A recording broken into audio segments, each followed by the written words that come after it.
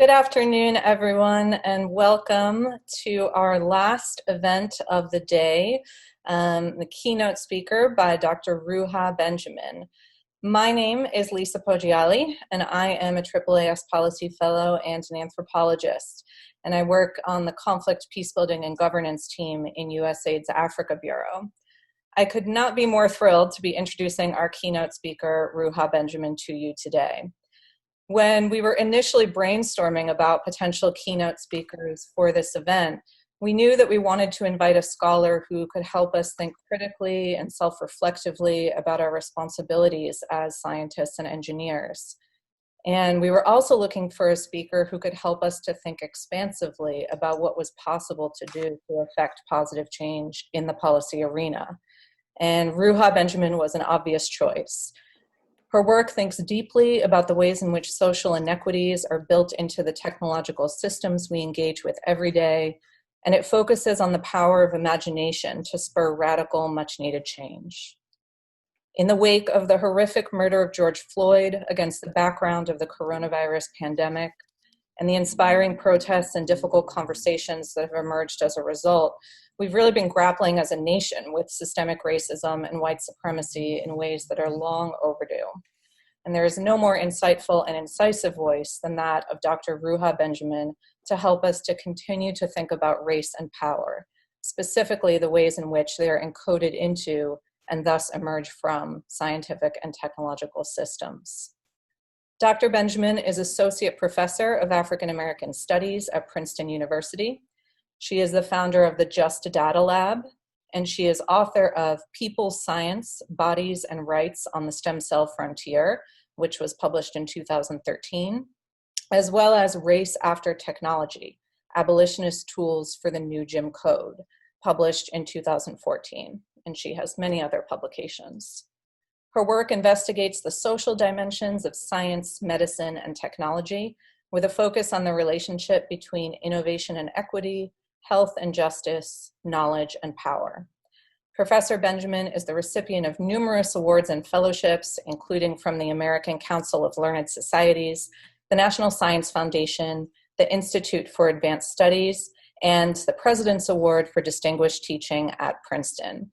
And you can find out more about Dr. Benjamin and her work at www.ruhabenjamin.com. Today, she will be giving a talk entitled 2020 Vision, Reimagining the Default Settings of Technology and Society. And to those of you who have been with us throughout the day in the audience, we're going to change things up a little bit for the Q&A, since it will just be Ruha.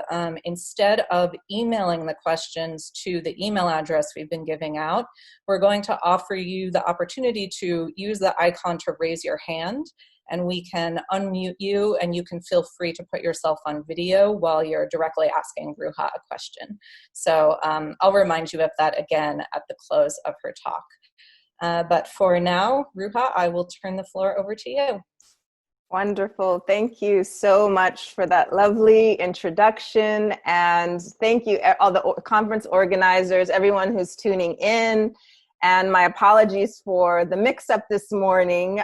For those of you who are on Twitter, you know what a horror that was for me and my entire Virgo tribe, which shared in my mortification for not setting the calendar to the right time. So I thought I would begin by offering some brief reflections on the multiple crises we're facing at this moment, from pandemics to police uprisings, and then connect that to the topic living with AI and reimagining technology and society.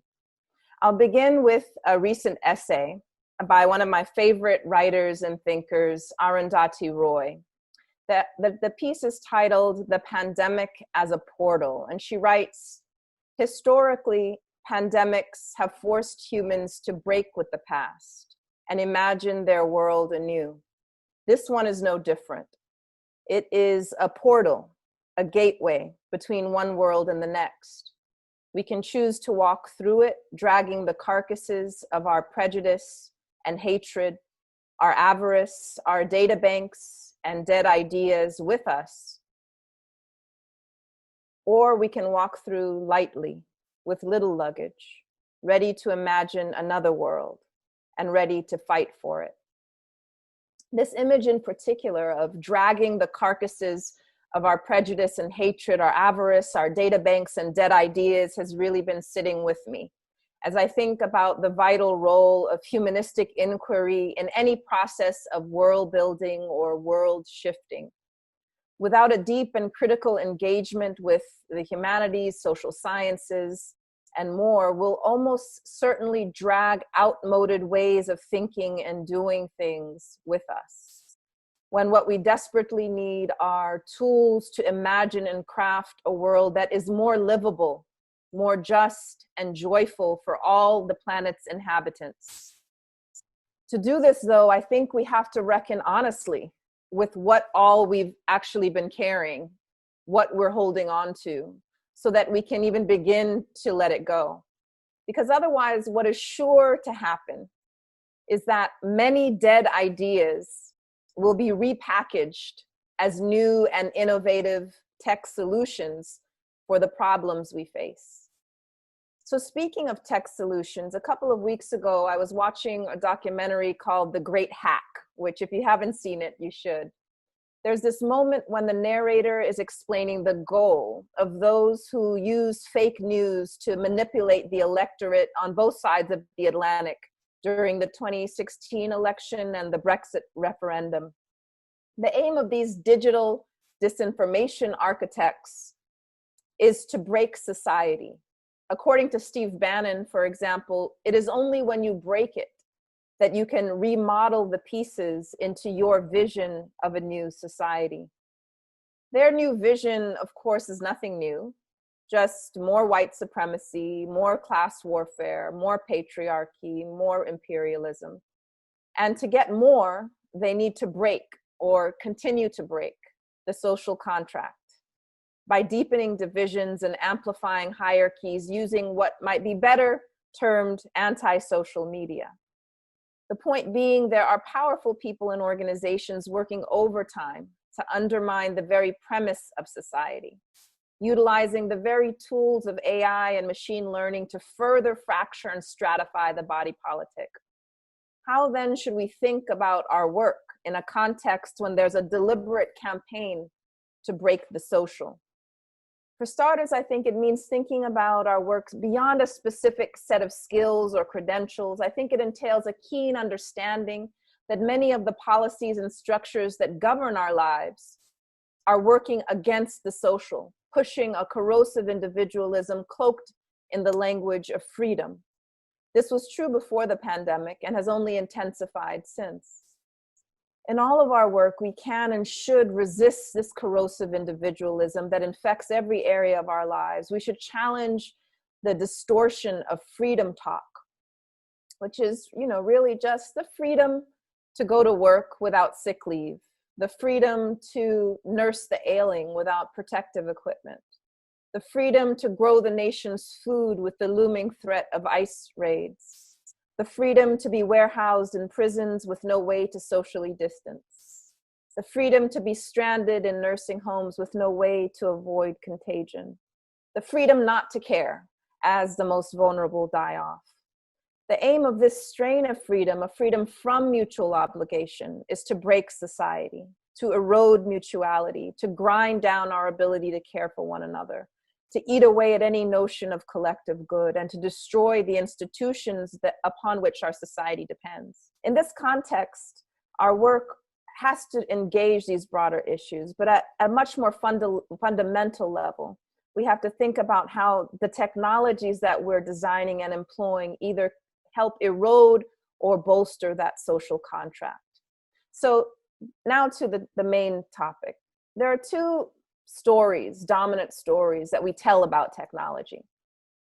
The first comes to us out of Hollywood, right? The robots are gonna slay us, and all of the dystopian fiction and realities that grow out of that narrative. And the one that comes to us from Silicon Valley, the utopian version, the robots, the automation, the technologies are gonna save us.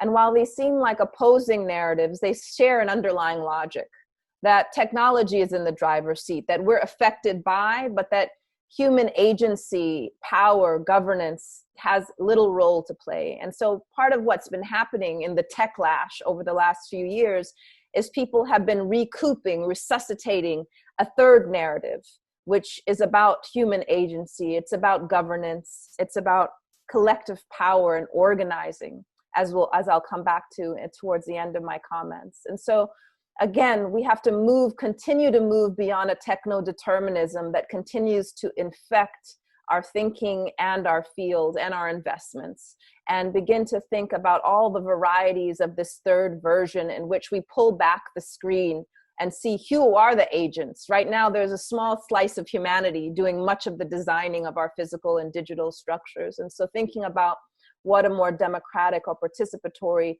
version of the story might look like. And so coming to deep learning, AI, one of the things I want to propose is that computational depth without social and historical depth is really superficial learning. And so this is a call for, I think, more than just interdisciplinarity as a buzzword, but it's about all of us, those in the social sciences and humanities, as much as STEM fields, thinking about what is at stake by maintaining the boundaries and the hierarchies between fields, where some people feel compelled to collaborate or to think across these boundaries, but where the incentive structures are really not there. And so again, troubling even this idea of depth and what constitutes it is something that I'd like to push us to do a bit more. So with that, there are 3 takeaways for my remaining comments. In case you have to log off early or you start getting bored, you'll know in the next 3 minutes what exactly I hope to offer today. So the first provocation is this, that racism is productive. And of course, I'm not saying this in the normative sense that racism is good, but in the literal capacity of racism to produce things of value to some, even as it wreaks havoc on others. Many of us, still taught to think of racism as an aberration, a glitch, an accident, an isolated incident, a bad apple in the backwoods and outdated, rather than as innovative, diffuse, an attached incident, the entire orchard, in the ivory tower, in the tech industry, forward-looking, productive. In my field of sociology, we like to say race is socially constructed, but we often fail to state the corollary, that racism constructs. The second take-home is this: race and technology shape one another. More and more people are accustomed to thinking about the ethical and social impact of technologies, but this is only half of the story. Social norms, values, structures all exist prior to any given tech development. So it's not simply the impact, but the social inputs that make some inventions appear inevitable and desirable, which leads to a third provocation. Imagination is a contested field of action, not an ephemeral afterthought that we have the luxury to dismiss or romanticize. It's a battleground, a resource, an input and output of technology and social order. In fact, we should acknowledge that many people are forced to live inside someone else's imagination. And one of the things we have to come to grips with is how the nightmares that many people are forced to endure are the underside of elite fantasies about efficiency, profit, safety, and social control. Racism, among other axes of domination, helps to produce this fragmented imagination where we have misery for some, monopoly for others. This means that for those of us who want to construct a different social reality, one that's grounded in justice and joy, we can't only critique the underside, we also have to wrestle with the deep investments, the desire even that many people have for social domination. So that's the trailer. Now I move to some specifics. Let's start with a relatively new app called Citizen, which will send real-time crime alerts based on a curated selection of 911 calls. It also offers a way for users to report, live stream, and comment on purported crimes via the app. And it also shows you incidents as red dots on a map so you can avoid supposedly dangerous neighborhoods. Now, some of you are thinking, hopefully more of you are thinking, what could possibly go wrong in the age of barbecue Beckys calling the police on Black people, cooking, walking, breathing out of place? It turns out that even a Stanford-educated environmental scientist living in the Bay Area is an ambassador of the carceral state, calling the police on a cookout at Lake Merritt. It's worth noting, too, that the app Citizen, which was originally called the less chill name Vigilante, is rebranded now, encouraging people not to stop crime, just to avoid it. What's most important to our discussion, I think, is that Citizen and other tech fixes for social problems are not simply about technology's impact, but also about how social norms and values, racial norms and values, shape what tools are imagined necessary and desirable in the first place. So how should we understand this duplicity of tech fixes, purported solutions that nevertheless reinforce and even deepen existing hierarchies? One formulation that was hard to miss a few years ago was this idea of racist robots. There was a first wave of stories that seemed to be shocked at the prospect that, in Langdon Winter's terms, artifacts have politics. Then a second wave of stories seemed less surprised. Well, of course, technology inherits its creators' biases. And now I think we've entered a phase of attempts to override and address the default settings of racist and sexist robots, for better or worse. And one of the challenges we face is how to meaningfully differentiate technologies that are used to differentiate us. This combination of coded bias and imagined objectivity is what I've termed the new Jim Code, innovation that enables social containment while appearing fairer than discriminatory practices of a previous era. This riff off of Michelle Alexander's analysis in the new Jim Crow considers how the reproduction of racist forms of social control in successive institutional forms contains a crucial socio-technical component that not only hides the nature of domination, but allows it to penetrate every facet of our lives under the guise of progress. A quick example of the new Jim Code from this past fall. Racial bias in a medical algorithm favors white patients over sicker Black patients, reports a study by Obermeyer and colleagues, in which the researchers were actually able to look inside the black box of algorithm design, which is typically not possible with proprietary systems. What's especially important to note is that the algorithm does not explicitly take note of race, that is to say, it is race neutral. By using cost to predict healthcare need, this digital triaging system unwittingly reproduces racial disparities because on average, Black people incur fewer costs for a variety of reasons, including systemic racism. And in my review of the study by Obermeyer and colleagues, both of which you can download from the journal Science, I'm sure most of you have already read and engaged this, I argue that indifference to social reality on the part of tech designers and adopters can be even more harmful than malicious intent. In the case of this widely used healthcare algorithm affecting millions of people, more than double the number of Black patients would have been enrolled in programs designed to help them stay out of the hospital had it actually been based on need rather than cost. So race neutrality, it turns out, can be a deadly force. So as I get you to think about how anti-Blackness gets encoded in and exercised through automated systems, I consider 4 conceptual offspring to the new Jim Code that fall along a kind of spectrum from most obvious to more insidious. From engineered inequity, which names those technologies that explicitly seek to amplify social cleavages, they are what we might think of as the most obvious or less hidden dimension of the new Jim Code. But even they typically come wrapped in the packaging of progress, though usually the idea is that for some people to move forward, others must be contained. Default discrimination are those inventions that tend to ignore social cleavages and as such tend to reproduce the default settings of race, class, gender, and other axes of difference. Coded exposure examines the way that some technologies fail to see racial difference, while others render racialized people hyper-visible and exposed to systems of surveillance. And finally, techno-benevolence names those tech developments that claim to address bias of various sorts, but may still manage to reproduce or deepen discrimination in part because of the narrow way in which fairness is defined and operationalized. So for the sake of time, I'm just going to sketch out the last two and then start to move towards some closing thoughts. So as I said, coded exposure names the tension between ongoing surveillance of racialized people and calls for digital recognition and inclusion, the desire to literally be seen by technology. What I'd like to underscore is that it's not only in the process of being out of sight, but also in the danger of being too centered that racialized groups are made vulnerable. So that being seen is not simply positive recognition, but can be a form of unwanted exposure, but not without creative resistance, as I'll come back to in just a moment. But first, I'm just going to play a short 2-minute interlude that illustrates this particular dimension of the new.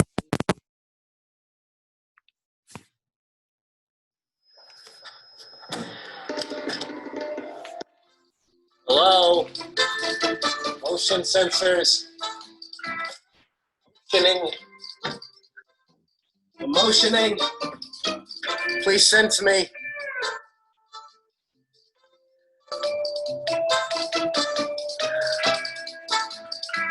Oh, one other thing. Lem mentioned that there's something weird going on with the motion sensors in the lab. Oh, yeah. We replaced all the sensors in the building with a new state-of-the-art system that's going to save money. It works by detecting light reflected off the skin. Well, Lem says it doesn't work at all. Lem's wrong. It does work. Although there is a problem.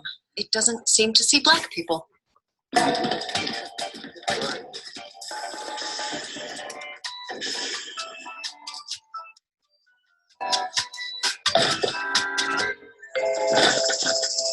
The system doesn't see black people. Oh, no. Weird, huh? That's more than weird, Veronica. That's basically, well, racist. The company's position is that it's actually the opposite of racist because it's not targeting black people. It's just ignoring them. They insist the worst people can call it is indifferent.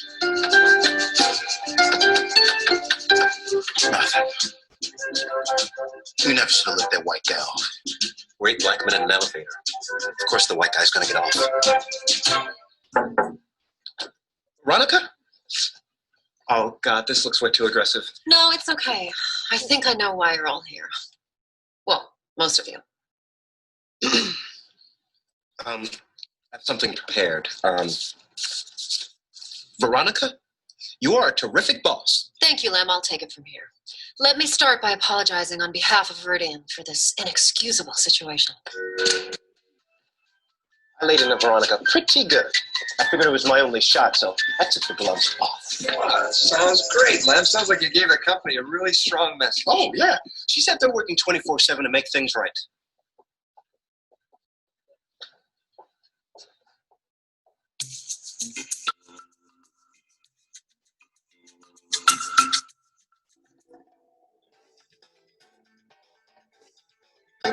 Can you believe this? I know, isn't it great? We all get our own free white guys. You like it? Yeah. Hey, Ty's the best. He anticipates everything I need. Plus, he picked up my dry cleaning. Oh, and he got this kink out of my neck. Really? Mm-hmm. Oh, that guy sucks. Well, maybe you're just not using yours right. Yeah, maybe it's on you, dude. Shut up, Stu. I got the worst black guy.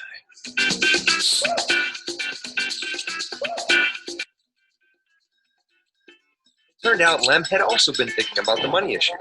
And he put together some interesting numbers to show us. And then we all went to speak to management in a language they could understand, within a margin of error of plus or minus 1%. And so, if the company keeps hiring white people to follow black people, to follow white people, to follow black people, by Thursday, June 27th, 2013.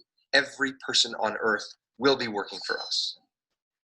And we don't have the parking for that. All right, and so sometimes you have to laugh to keep from crying. I like this clip because it shows how a superficial corporate diversity ethos, prioritization of efficiency over equity, and the default whiteness of tech development work together to ensure that innovation literally produces containment. The fact that Black employees are unable to use the elevators, doors, water fountains, or turn the lights on are treated as a minor inconvenience in service to a greater good. But good for whom is what we should continually ask. Finally, some of the most interesting developments, I think, are those we can think of as techno-benevolence, which aim to address bias of various sorts. Take, for example, new AI techniques to vet job applicants. A company called HireView aims to reduce unconscious bias and promote diversity in the workplace by using an AI-powered program that analyzes recorded interviews of prospective employees. It uses thousands of data points, including verbal and nonverbal cues like facial expression, posture, vocal tone, and then compares job seekers' scores to those of existing top-performing employees to decide who to flag as a desirable hire and who to reject. The sheer size of many applicant pools and the amount of time and money that companies pour into recruitment is astronomical. So companies like HireView step into the mix and narrow the eligible pool at a fraction of the time and cost. And over 700 companies worldwide have signed on, everyone from Goldman Sachs to Vodafone. According to HireView, there's a lot that a human interviewer misses that AI can keep track of to make, quote, data-driven talent decisions. After all, the problem of employment discrimination is widespread and well documented. So the logic goes, wouldn't this be even more reason to outsource decisions to AI? Well, a study by a Princeton team of computer scientists examined whether a popular algorithm trained on human writing online exhibited the same racially biased tendencies that psychologists have documented among humans. In particular, they found that the algorithm associated white-sounding names with pleasant words and black-sounding names with unpleasant words, which is a riff off of a classic audit study from around 2003 that found the same pattern of discrimination with analog resumes. So too with gender-coded words and names, as Amazon learned a couple years ago with its own hiring algorithm, which was found discriminating against women. Nevertheless, it should be clear why technical fixes that claim to bypass human biases are so desirable. If only there was a way to slay centuries of racist and sexist demons with the social justice bot. Beyond desirable, more like magical. Magical for employers, perhaps looking to streamline the grueling work of recruitment, but a curse for many job seekers. As this headline puts it, your next interview could be with a racist robot, bringing us back to that problem space we started with. Though it's worth noting that some job seekers are already developing ways to subvert the system by trading answers to employers' tests and creating fake applications as informal audits of their own. In fact, one HR employee for a major company recommends that people slip the words Oxford and Cambridge into our CVs with invisible white text to pass the automated screening. In terms of a more collective response, the Federation of European Trade Unions, called UNI Global, has developed a charter of digital rights for workers touching on automated and AI-based decisions to be included in bargaining agreements. Another promising development amidst the daily barrage of catastrophic headlines is that tech workers themselves have increasingly been speaking out against the most egregious forms of corporate collusion with state-sanctioned racism. For example, thousands of Google employees condemned the company's collaboration on a Pentagon program that uses AI to make drone strikes more effective. And a growing number of Microsoft employees are opposed to the company's ICE contract, saying that, quote, as the people who build the technologies that Microsoft profits from, we refuse to be complicit. In fact, in the last couple of days, we've seen IBM, Amazon, and a number of these companies abandon their facial recognition collaborations with police departments.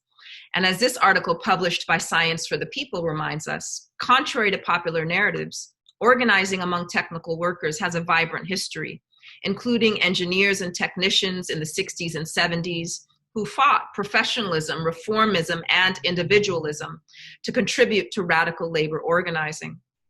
The current tech workers movement, which includes students across our many universities, can draw from past organizers' experiences in learning to navigate the contradictions and complexities of organizing in tech today, and which includes building solidarity across class and race. For example, when the predominantly East African Amazon workers in the company's Minnesota warehouses organized a strike on Prime Day last year to demand better work conditions, engineers from Seattle came out to support them. In terms of civil society, initiatives like Data for Black Lives and the Detroit Community Tech Project offer a far more far-reaching approach. The former brings together people working across a number of agencies and organizations in a proactive approach to tech justice, especially at the policy level. And the latter develops and uses technology rooted in community needs, offering support to grassroots networks, doing data justice research, including hosting what they call discotheques, which stands for Discovering Technology, which are these multimedia mobile neighborhood workshop fairs that can be adapted in other locales.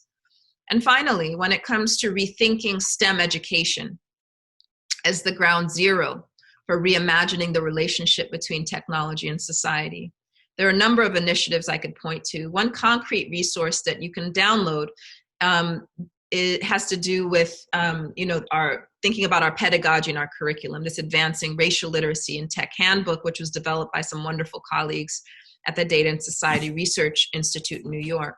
So the aim of this intervention is threefold. First is to develop an intellectual understanding of how structural racism operates in algorithms, social media platforms, and technologies not yet developed.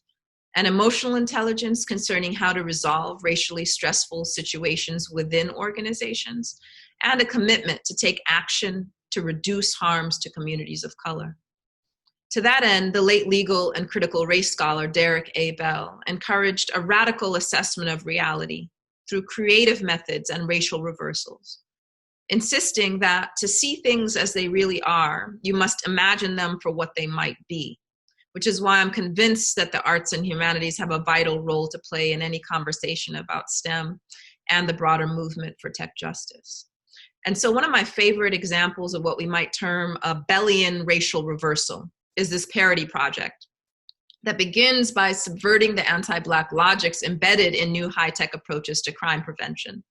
Instead of using predictive policing techniques to forecast street crime, the white-collar early warning system flips the script by creating a heat map that flags city blocks where financial crimes are likely to occur.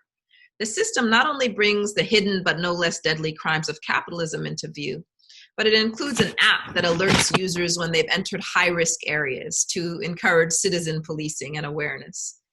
Taking it one step further, the development team is working on a facial recognition program to flag individuals who are likely perpetrators. And the training set used to design the algorithm includes the profile photos of 7,000 corporate executives downloaded from LinkedIn. Not surprisingly, the averaged face of a criminal is white and male. To be sure, creative exercises like this are only comical when we ignore that all of its features are drawn directly from actually existing proposals and practices in the real world, including the use of facial images to predict criminality. By deliberately and inventively upsetting the status quo in this manner, analysts can better understand and expose the many forms of discrimination embedded in and enabled by technology. So here's my final proposition. If it is the case that inequity and injustice are woven into the very fabric of society, then that means each twist, coil, and code is a chance for us to weave new patterns, practices, and politics. The vastness of the problem will be its undoing once we begin to accept that we are pattern makers, either inheriting and perpetuating old patterns or perhaps weaving new ones. So if, as I suggested at the start, an ahistoric and asocial approach to deep learning captures and contains, then that means a liberatory approach opens up possibilities and pathways, creates new settings, encodes new values, and builds on critical intellectual traditions that have continuously developed insights and strategies grounded in justice. And so my hope is that we all find ways to build on this tradition. So thank you so much for your attention. I'm going to stop sharing my screen now and then welcome any comments or questions from you. Thank you so much, Ruha. Thank you for that powerful and inspiring and just so important presentation. I really look forward to the conversations that are generated out of it today. And of course, we'll take that with us and chew on it and puzzle on it for a long time to come, I'm sure. So in just a bit, if you have a question, please raise your hand using the icon. I wanted to kick things off with one quick question to start. I think one of the things that is so powerful about your work is that you're drawing our attention not just to the impacts of technologies, but as you say, the input, right? And so for those of us who are committed to creating a more just society, right, bolstering the social contract, as you say, as opposed to giving into this corrosive individualism or producing corrosive individualism, are there particular inputs that we should be focusing on, given the fact that many of us, come from science and technology backgrounds and have now moved into the policy arena and are thinking about policy and regulation and also producing data systems to be used for those purposes? I really love that question because in some ways it begs for a kind of inventory of inputs that I have not yet sort of produced, but that I can pull out, a few examples of things that I have in mind when I say inputs, but also it's a kind of a call for us to even create an inventory so we can begin to take stock of what inputs we want to keep that might be helpful and which we want to discard or reimagine. And so one of the inputs that I was trying to hint at throughout are the disciplinary inputs. What kinds of disciplinary knowledge do we think are necessary? What things are we taught to think of as that might be interesting, but it's not essential? Those types of forms of knowledge that we often tag on, even at the level of curricula, at the end of the course. Here's a little bit of this to sprinkle in to get you thinking about, or even when we set up research projects, the way that we write grants, who are the PIs that we include, who are the consultants that we might get to at the end. So really thinking about the disciplinary inputs as a reflection of deep hierarchies within forms of knowledge, the kinds of knowledge from hard to soft that we're socialized and that's reflected back at us in our institutions based on where the resources are. So there's a whole conversation to be had about the disciplinary inputs, the knowledge inputs. And then if we get, to moving along the spectrum to the more applied side of things, I think also thinking about what are the sources of data that we draw on. Many of us inherit data or data sets. We don't actually do the first round of producing it. And so thinking about, again, so much that we inherit, both at the kind of symbolic level in terms of the narratives that we inherit about technology, but the literal data that we inherit and the way that it is infected with prior forms of discrimination and profiling and exclusion, et cetera.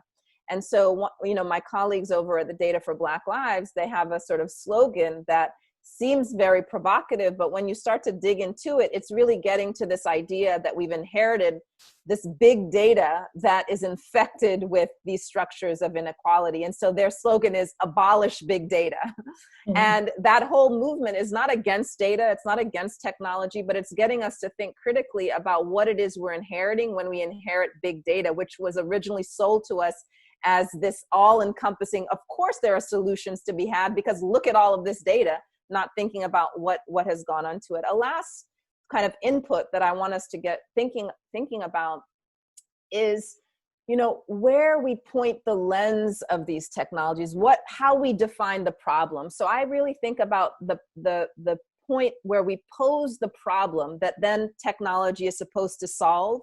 That first step of deriving a question and posing a problem is where so much of the groundwork is laid that reproduces structures of inequality based on the very questions that we ask that then has this domino effect in terms of what data we even go looking for and what kinds of interventions and systems we produce. And so for me, what's really interesting, and that's what I was trying to point at with the white collar early warning system, are the many experiments now in which people are thinking about posing a different kind of question, even to get us to question our questions. So that particular parody is getting us to question, why do we always point the lens at the most vulnerable in our society in terms of predicting risk or predicting whether someone is going to default on a loan? And so you have something like the Anti-Eviction Mapping Project, which is a data project that is pointing the lens at those who own real estate, the landlords, those who do the evictions, not those who are getting evicted.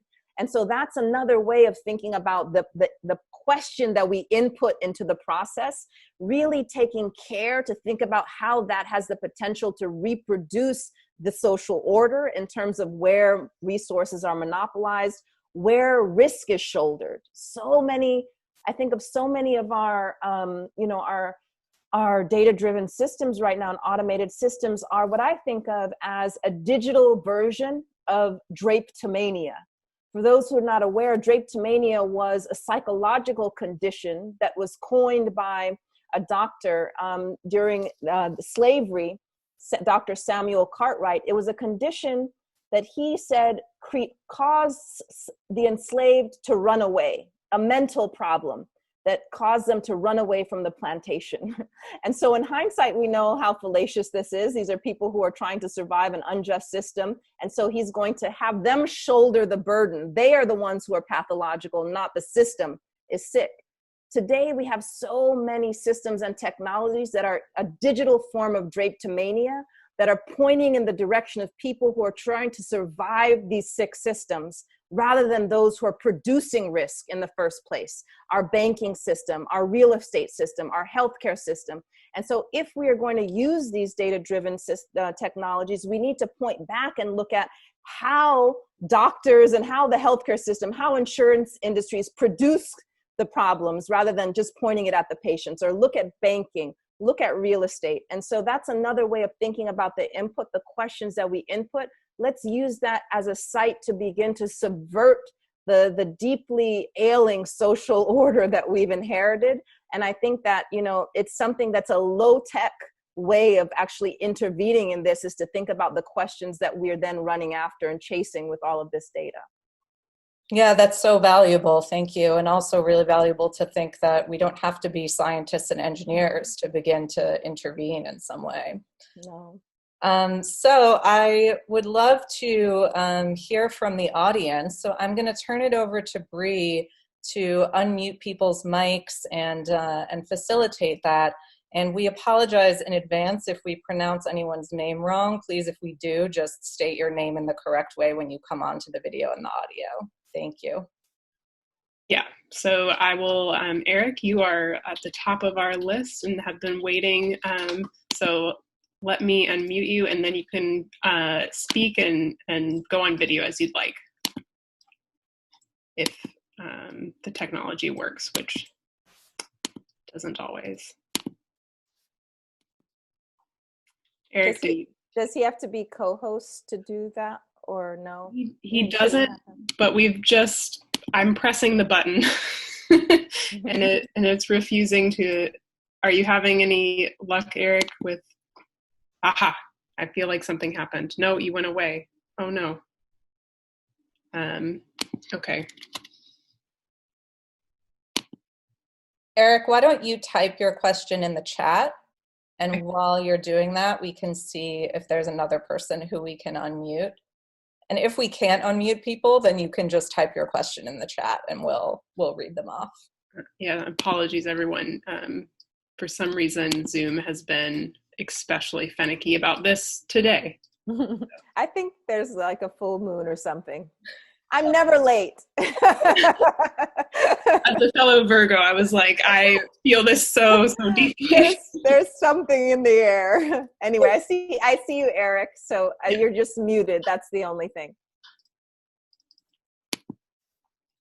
I don't hear you. You're still muted. Eric, try to unmute yourself if you haven't tried that already. Oh, there you are. Yes. Great. Oh. I've unmuted myself, if you wanted to give me a go. Okay, yeah, go ahead, Karen. And in the meantime, Eric will get to you next. Eric. Oh, he's co-host, so he's rocking things. Okay, I'll let him speak. Yeah, Karen, please go ahead and cool. Hi, Ruha, thank you. That was amazing. I also saw you talk in New York last year. Amazing. Thank you so much for your work at the cutting edge of this. I'm an artist. My title is Storyteller from the Future, and I create potential realities to kind of warn people of what is to come. So I have two questions for you.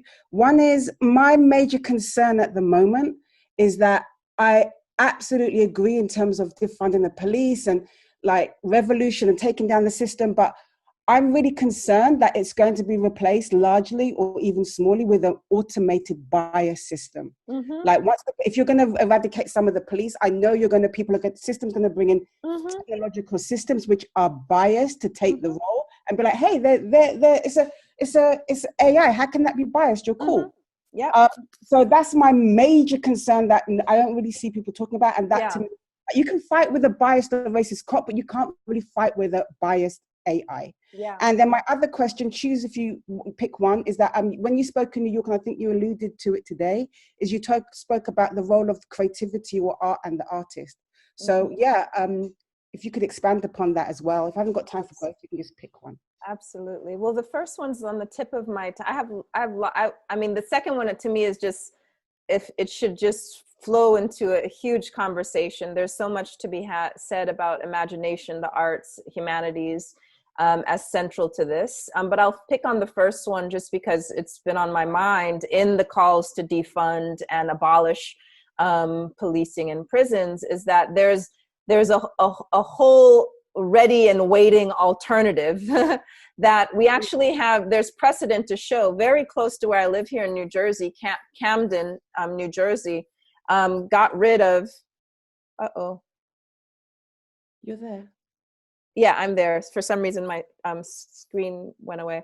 So Camden, New Jersey defunded its police, but then there are a number of things that happened when you look at the case that it took other forms. First of all, the county police, some other police force was also activated to take up some of that, but also the existing police turned their attention to increasing all of the kinds of fines and basically a kind of an economic harassment of the residents in lieu of the other types of harassments which were more prominent. And so that is just, even before we get to the role of technology, we have so much precedent to show how racism and inequality is mercurial. You change the container and it takes another shape. And so that's why, in terms of movement building and the growing consciousness, we really have to stay attuned to what are the underlying principles that we want to guide world building. It's not just the form that needs to change, but it's the content, the substance. And so when we begin to think about what does abolish mean, of course, the root etymology is both take something down, destroy it, and grow something. And so if we're not actually growing, abolere, if we're not actually growing alternative forms, not just other institutions, not just funding, because we can put all the money today into funding hospitals, schools, but all of those things are infected with carceral logics. So you take the funding and you put it into these institutions that we haven't reimagined. And so it just gives the forms of carcerality that infect our hospitals, that infect our schools, that infect other areas of our life. You're putting funding without changing the nature of these things. And so that's why it's important to have as an expansive and radical imagination around this, and not to be contented with surface reforms and things that make good PR statements, and certainly to remain vigilant, because in a month from now, when the spotlight fades, in a year from now, when people have moved on, and however long, when we have a second wave of the pandemic and people are back in their homes and not on the streets, then we just take for granted that these organizations, companies, and institutions are going to do what they say they're going to do. And even what they're saying they're going to do is just half-assed in many cases. One quick example has nothing to do with police. I've been making an inventory for those on Twitter of all of the things that have happened in the last week in terms of, NFL and NASCAR and all of these things that have, kind of about faces and reforms. One person posted that Walmart has decided not to lock up the products, the multicultural products that are geared towards Black consumers. Apparently, and this is news maybe to many people, they lock it up in the aisles. So now their big thing is, yay, we're not going to lock up these products anymore. That's our contribution to Black lives. And that's such a great example of doing something now that should have been done, so that should have never been done. And so the big reform is basically taking us to a place we should have been 30 years ago. So we need to have a critical assessment of the progress and the reforms, and not just clap every time some new organization or institution says, we're no longer going to do this thing we never should have been doing, and then we give them cookies. And so, again, it's about a vigilance, and it's about really thinking about what are the principles that should guide our world building, rather than just have a shiny new exterior for the same old shit in the middle. Awesome. Thank you so much. Thank you. That was wonderful. Great question. Eric, are you still in we see you in our list. Are you able to unmute? I'm not sure that you are. Please keep us updated in the chat, and we will get to you. Loretta, I'm going to attempt to unmute you as well, and please turn on your video as you like. Okay. Okay, you cannot start the video, the host.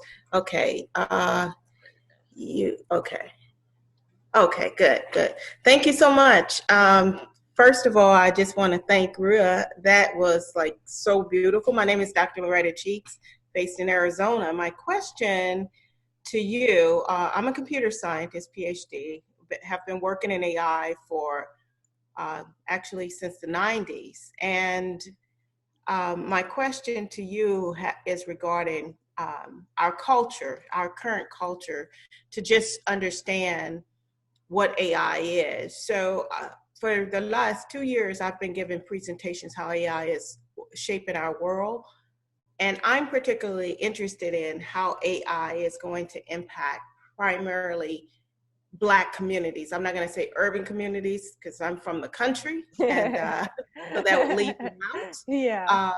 But my question is, our media, and my research is in framing and social influence and migration paths. So my question is, our media and entertainment industries, which our people love, shapes the frames of social structures. How do you reason about the mechanism of monoculture for shaping beliefs and values and attitudes about technologies in our world? Meaning the technologies are out there, but the voices are, the frame is oftentimes silencing our ears and our sensitivity, even from buying cell phones. So I just wanted to get your take on that.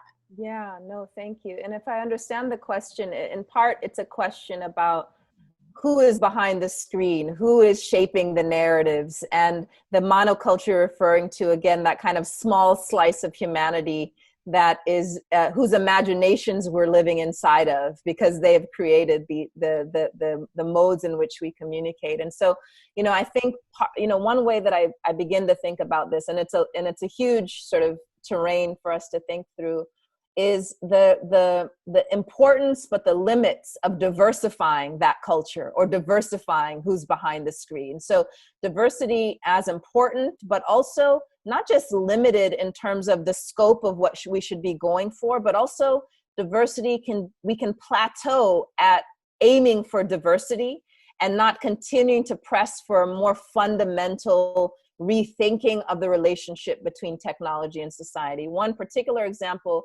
comes to mind of a Black computer scientist who created his own app, and he wanted to play around with the voice of the AI in his app, because the voice is typically a white feminized voice, right?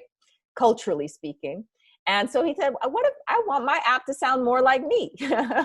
But ultimately, presumably he did some test market research, and he decided not to do that, even though he is behind the screen. He has this desire and this intention, but he thought it would be a market failure, that the larger culture would reject his attempt to subvert the racial and gender identity of the AI in his app. And so for me, it's a good example of, you can have a diverse team, but if you still are beholden to a culture that has you in the grips of a market logic, or that is the the business model that you have to be concerned with, it really doesn't matter how diverse the people are sitting around the table, right? In this case, this was his company. And so, yes, we need to think about the racial, gender, class dynamics of Silicon Valley and the tech industry, but understanding that that is certainly not going to save us. It can be as diverse as we want, but if the bottom line is always the driving value, if that profit margin is the main thing that people have to be concerned with, and they have to be in conversation or bow down to this larger culture that would reject playing around with, this is a very superficial example, the voice, but other kinds of transformations, then we need to think, I think, more fundamentally about the concentration of power and resources in the hands of a few companies whose net worth is greater than many countries around the world, like that monopolization of power and resources, and really breaking that up, and then having true oversight and governance so that we can infuse other public values that counteract that economic sort of imperative. Again, diversity is important, but it can sometimes act as a ruse or a distraction for also digging into these other things that are important. So it's a yes and response to your question. Thank you, Loretta.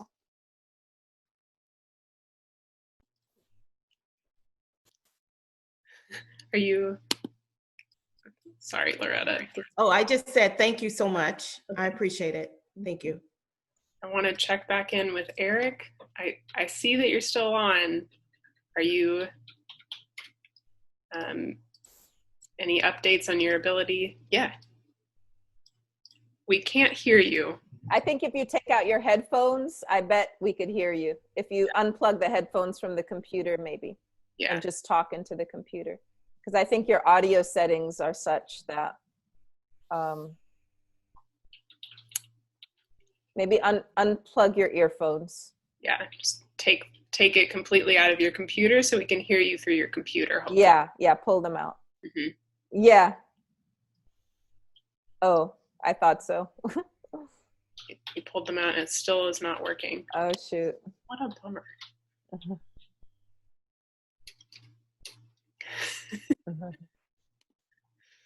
Technology is going to save us. Because it worked earlier, Eric, because you spoke earlier, so I don't know why it's not working. I know. We have other questions, so if you want to keep troubleshooting. Or write it out. Maybe he can write it in the chat. Yeah, you can write it out for us. I'll read it out, or someone else will read it out. Maytal, I'm going to attempt to unmute you.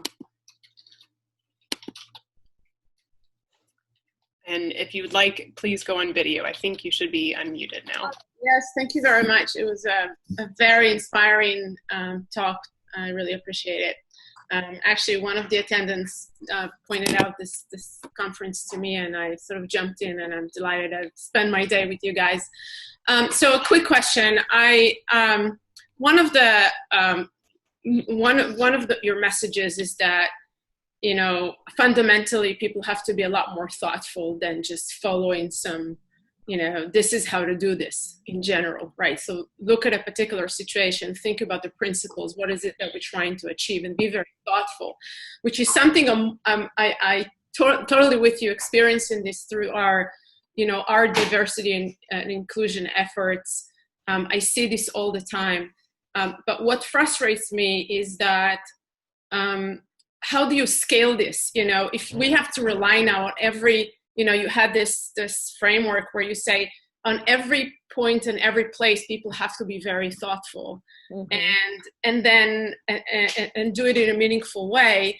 But this is something that as a computer scientist myself, you know, how do I scale this? How do I make sure that we have some sort of structure or policies in place, even within the organization, to enforce, to make sure to facilitate that.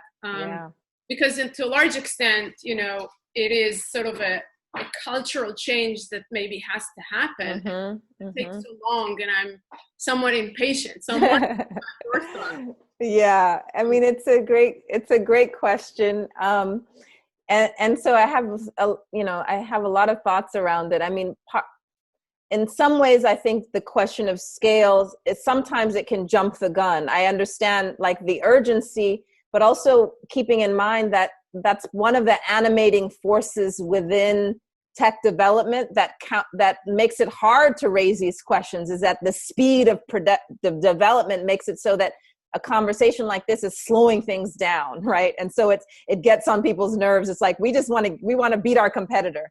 And so partly to understand what the call to go faster and scale is also mirroring the industry that we need to slow down, that we need to be like, we want to infuse more social awareness, consciousness, participation, et cetera. So one is just to also take that criticality and apply it to the calls, the urgent calls to do things fast.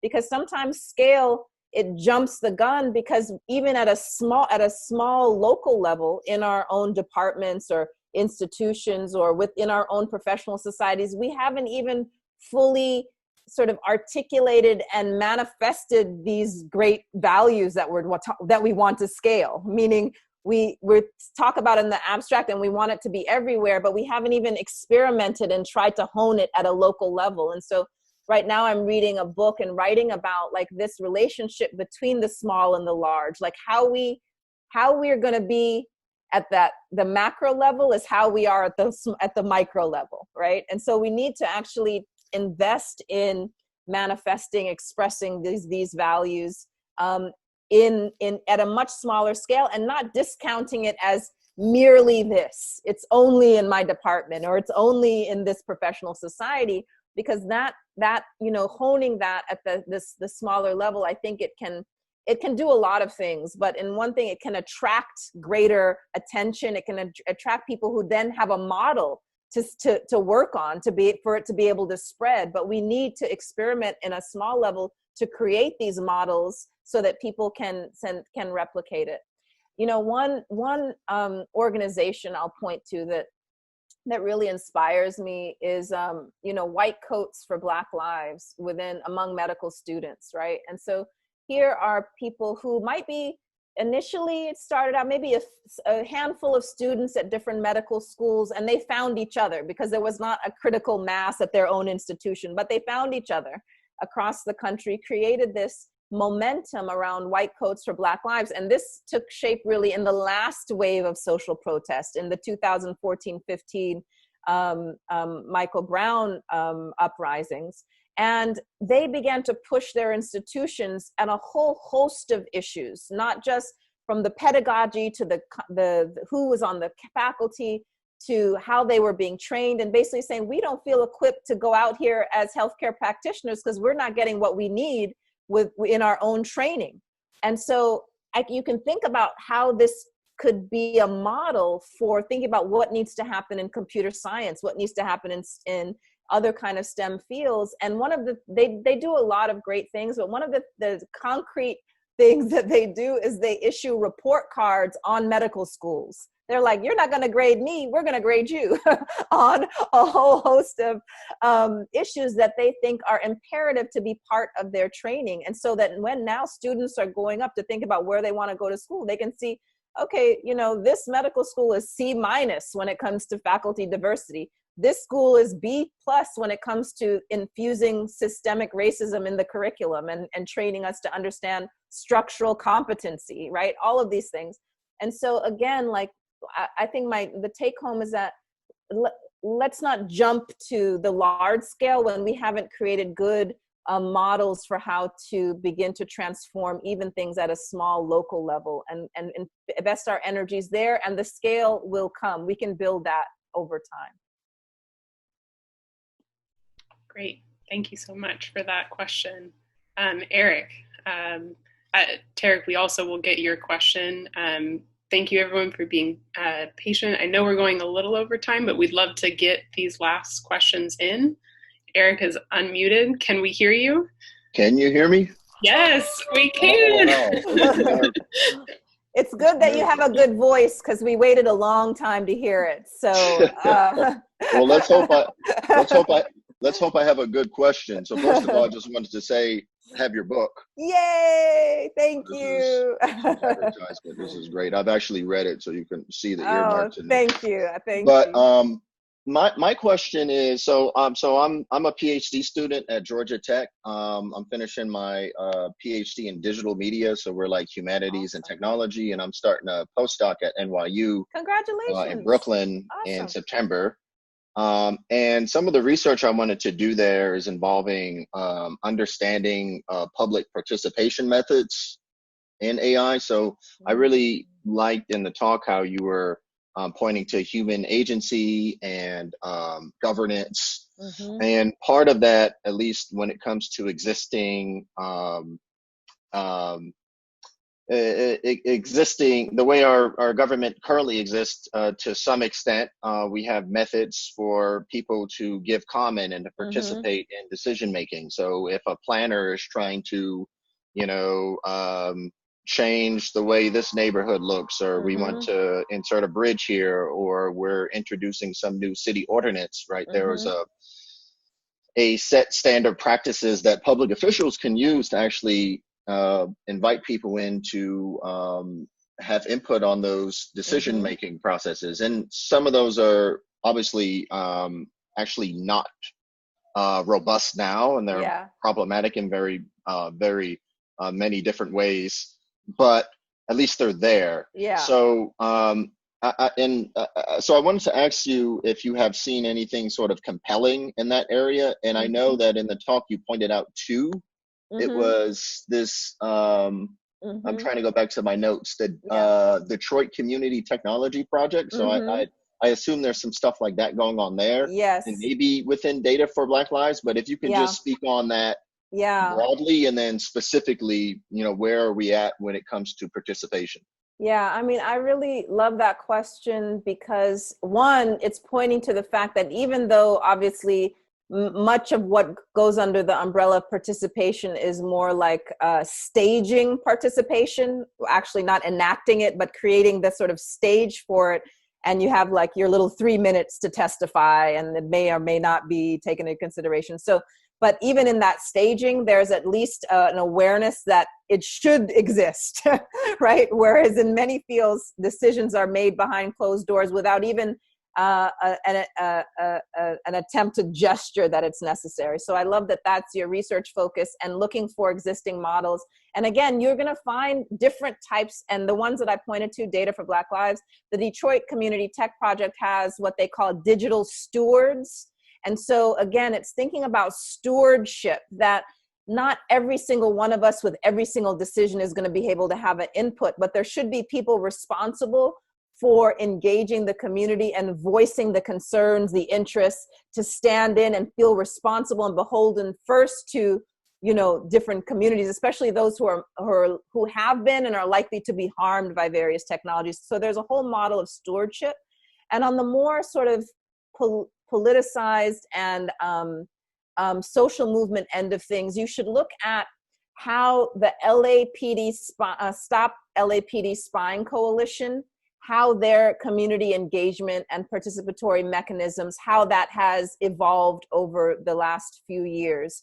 If you go to their website, you'll actually see, for example, the questionnaires that they administered and the results of the interviews that they administered throughout the LA communities around surveillance technologies by the police that informed their advocacy, and in the last 2 weeks was part of what has initiated the defunding of LAPD. First, the shutting down of their predictive policing program. But again, going back to Karen's point, we need to be aware of how that might shape shift into other forms. But as of now, that particular program that Stop LAPD Spying Coalition has been fighting for a number of years has been shut down. And then in the last week, the mayor has allocated $150 million from the police that's supposed to go into community programs. But Stop LAPD Spying is not getting credit, but they deserve credit for engaging the community, but also organizing and galvanizing the community. So sometimes participation presumes like people are just sitting there with their opinions and it hasn't been tapped. But a lot of what is happening on the ground is actually popular education. Like, these things are happening. Let's talk about it. What do you think about it? And so I would look to their model, again, putting it in the same frame as some of these others that I mentioned, as a way to sort of build or map the varying kinds of participatory programs and mechanisms that are out there. And if you look at the resources tab of my website, you'll see a much longer list I think of them as like tech justice organizations. You find them not just in the US, Canada, Brazil, and in UK. A number of places have, at the local level, sometimes at a regional level, organizations that have a social justice orientation to technologies, often focus on surveillance, but other kinds of technologies. And so start there, and I'd be happy to, the last thing I'll mention, definitely visit the Design Justice Network. Design Justice Network and the principles and the projects that fall under that, because there's a whole set of sort of a framework for participation that I think is really valuable. And the book Design Justice has just come out in the last month. So it's a great time for you to be jumping into this area. So thanks for that question, Erin. Great. So I think our final question that we have time for is Tarek. I know, I'm sorry, Cheryl. I can answer. I can stay on and talk with Cheryl. If people have to leave after Tarek, that's totally fine too. So yeah. I'll take Tarek and Cheryl. Yeah, great. Okay. I'll try to keep my answers short too. Go ahead, Tarek. You're muted though.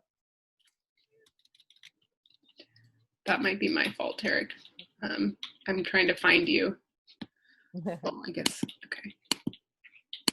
Now I'm just clicking you. Oh, there you go. I'm not able to unmute him either. No. I know, Tarek.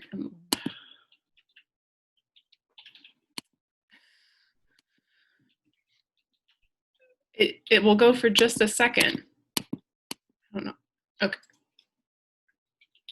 Does it click? Why is it doing that? Unmute the audio. Okay, someone. That's it. There we go. Oh, and we can't hear you though.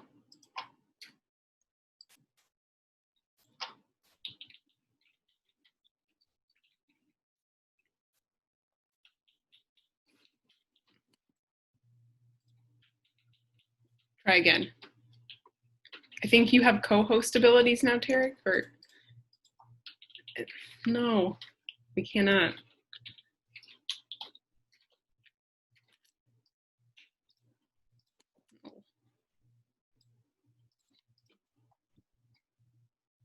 Cheryl, I wanted, while we troubleshoot with Tarek, can you share your comment? I think I've unmuted you. Okay, great. Yeah, great. All right, so you can hear me okay? Yes. Yes. Thank you for this book.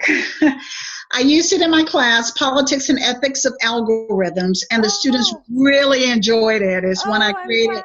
I'm a political scientist, China scholar, that's my background, but doing a lot of work in healthcare, algorithmic and implicit bias.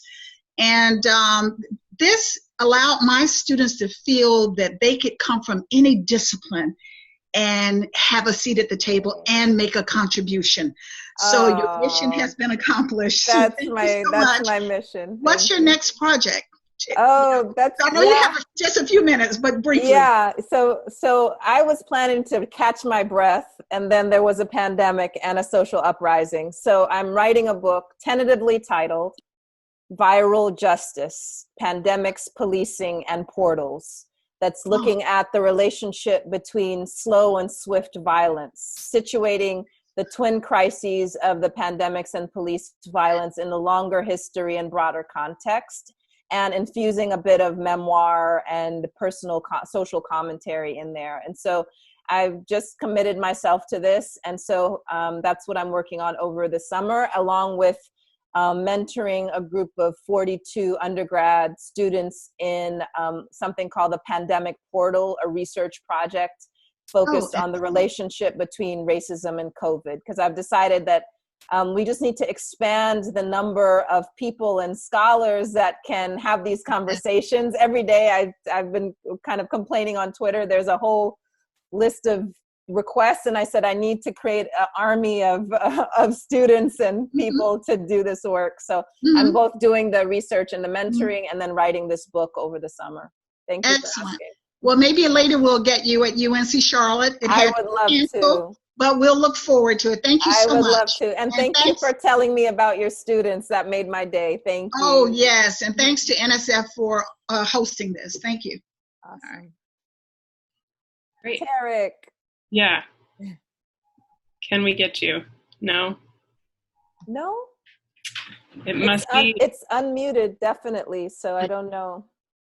Yeah. I know what it is. Okay, hold on. So do you see your audio thing at the bottom, like this, where the thing that goes next to the mute button?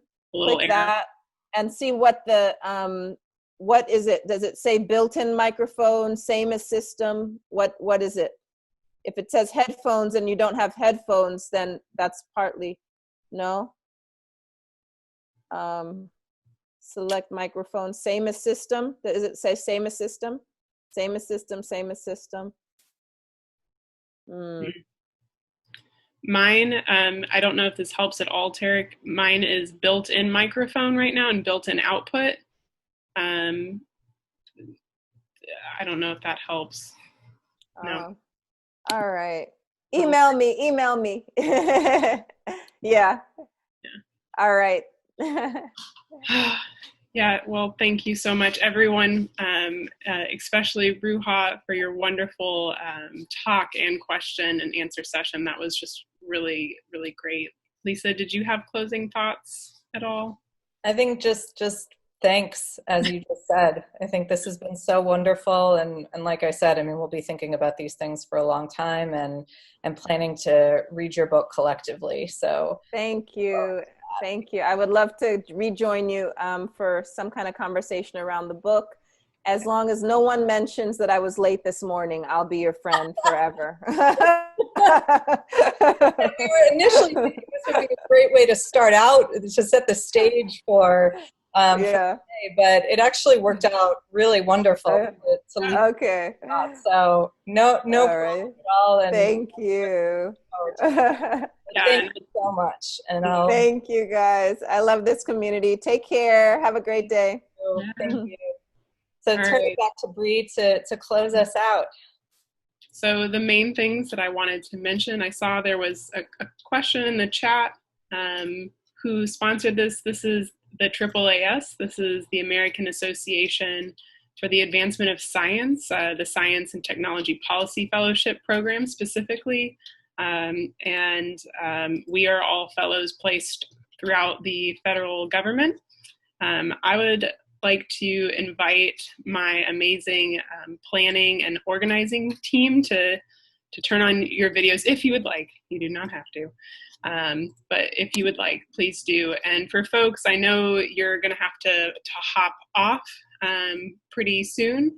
But if you could post a takeaway, kind of what you're going to be leaving with into the chat, we'll be able to capture that in our write-up. So please feel free to share